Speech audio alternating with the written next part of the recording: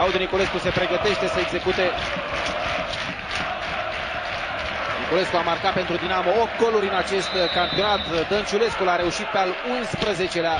Cătălin Munteanu pe al 4-lea pentru Dinamo în actualul sezon.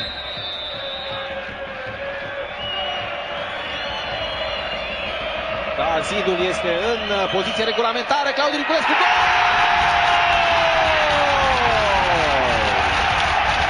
Ce seară prinde Dinamo aici în Ghencea! Este 3-0 în minutul 33.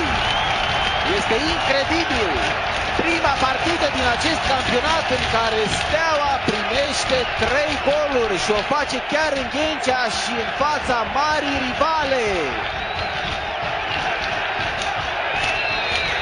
Claudiu Niculescu înscrie din nou, a făcut-o și în partida de la Timișoara cu Poli. Încă o dată în reluare, golul marcat de Claudiu Niculescu direct din lovitură liberă. Este Steaua Dinamo 0-3.